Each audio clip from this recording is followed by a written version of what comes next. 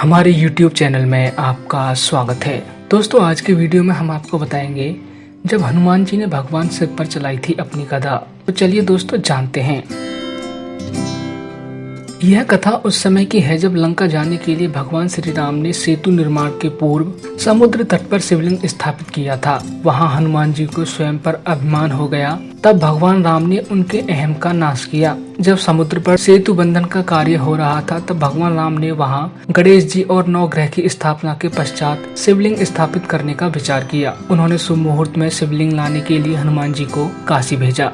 हनुमान जी पवन वेग से काशी जा पहुँचे। उन्हें देख भोलेनाथ बोले, पवन पुत्र, दक्षिण में शिवलिंग की स्थापना करके भगवान राम मेरी इच्छा पूर्ण कर रहे हैं। क्योंकि महर्षि अगस्त्य विंध्याचल पर्वत को झुकाकर वहां प्रस्थान तो कर गए, लेकिन वे मेरी प्रतीक्षा में हैं, इसलिए मुझे वहां जाना था।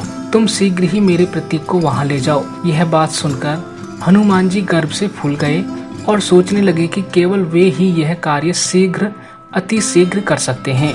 यहाँ हनुमान जी को अभिमान हुआ और वहाँ भगवान राम ने उनके मन के भाव को जान लिया।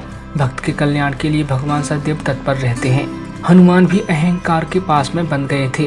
अतः भगवान राम ने उन पर कृपा करने का निश्चय कर उसी समय वानर राज सुग्रीव को बुलवाया और कहा, हे कपिश्रेष्ठ, शुभ मुहूर्त समाप्त होने वाला है और अभी तक हनुमान नहीं पहुँचे हैं, इसलिए मैं बालू का शिवलिंग बनाकर उसे यहाँ स्थापित कर देता हूँ।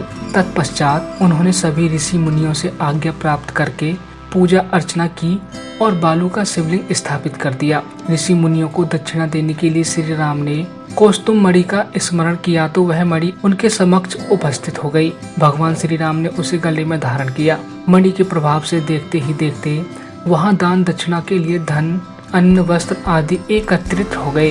उन्होंने ऋषि मुनियों को भेंट दी। फिर ऋषि मुनि वहाँ से चले गए। मार्ग में हनुमान जी की उनसे भेंट हुई।